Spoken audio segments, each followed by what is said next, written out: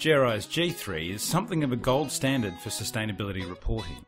The new G4 significantly changes the game, and it does that in three main ways: materiality, supply chains, and application levels. The first one's materiality process. G4 shifts the procedural focus to a reportable, materiality-based process. That new process means that you'll probably need to report less in some areas and more in others.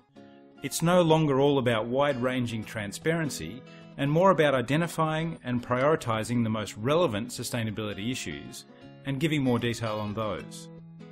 Also, your organisation needs to communicate how it worked out its most important issues in detail and how those issues are being managed. That's a big change from G3, which only required a modest statement about process. The second is supply chain impacts. The G4 now asks companies to look at the value created in supply chains as opposed to the previous test of control or reach. To comply, you'll need to know a lot more about the impact of supply chains on the most material issues. And unless you're completely vertically integrated, you've probably got loads of work to do to look into the most relevant issues. Finally, application levels. This is almost as an aside, but the application levels of G3, A, B, C and stars is gone.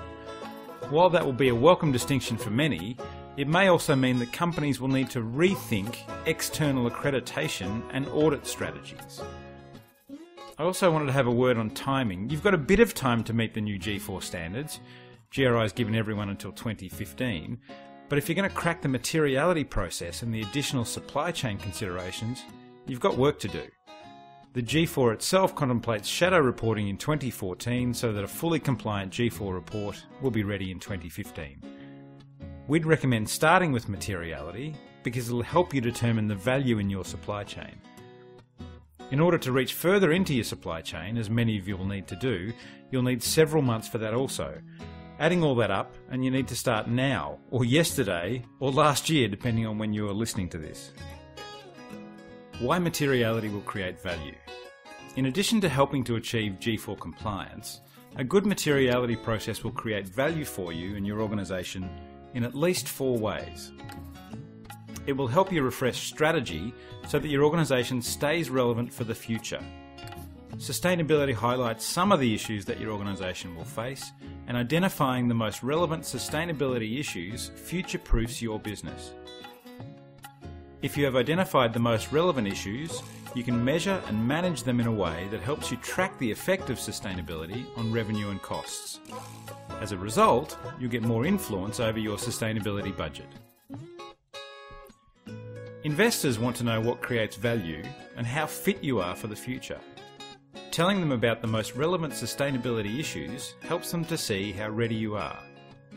If you have identified the most relevant issues for your stakeholders, you can address each group of stakeholders and their concerns specifically and meaningfully. It makes communication clearer and more focused. Business is confronted with opportunities and risks it hasn't seen before. Materiality can help you stay agile and be ready to compete now and in the future. If you want to learn more about how we can help you, click on the link below.